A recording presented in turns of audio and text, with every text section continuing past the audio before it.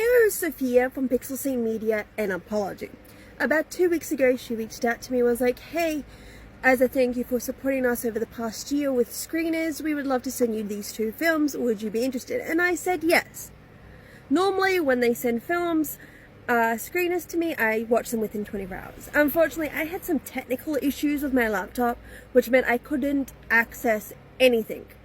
And I couldn't watch these movies. So instead, I watched my physical media collection, which, yay. But let's make up for it. So the first one that we will be watching is Riff Raff. Now, I don't really know much about it. And I don't think it's even coming to Australia, which is what I love about these screeners, and I'm watching things that won't ever come to Australia for whatever reason. Thanks, production companies. But from this synopsis, it says a former criminal's ordinary life turns upside down when his old family shows up for a long-awaited reunion. First of all, I love crime dramas. They are my soft spot in my heart. And second of all, what could go wrong with a family reunion of a crime family? Or a criminal, for that matter. Like, there's so many domino effects that could just happen in that. So I'm going to click the link in the email and give Riff Raff a watch. So this movie started out strong and then lost me like 15 minutes in. And I love how I say exactly 15 minutes, purely because I kept talking the time on the movie, because I was getting so restless. Okay, so you've got a cast of actors who, by the looks of it, probably would never have actually worked together at all in their careers. I couldn't even imagine Gabriella Union being in a film like to me, I feel like she's too good to be in a story like this. Like, I've seen her work. I know what type of characters she normally plays, and I just can't imagine. See, this is just bringing people together in films and stories that they would not have done. I thought I kind of understood the context of it.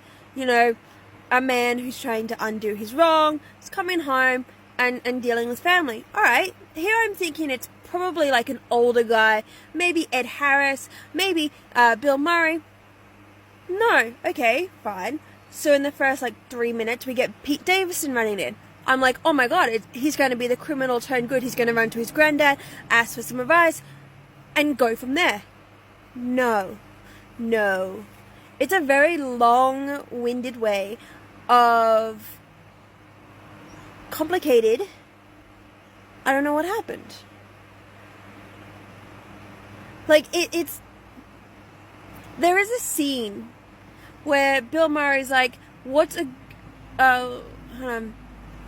he says something along the lines like, what's the point of being a dad if I can't keep my bloodline carrying on? Like, he can't keep his family name carrying on because his son's been murdered. So it's like, okay. And then he's like, oh, well, the last conversation my son had, I told him to get fucked because he can't have kids. And I'm like, so this story is about you feeling guilty for the last conversation you had with your son because your ex-friend, which is Ed Harris, his son decided to kill your son. But the reason your son is dead is because he tried to kill a pregnant woman. Yeah. It's a very long-winded, complicated, unnecessarily needed storyline. I got so restless. I got to the 50-minute mark and I was like, oh my god, I still have an hour to go. Okay, I watched it. I get my opinion. That is that. Goodbye.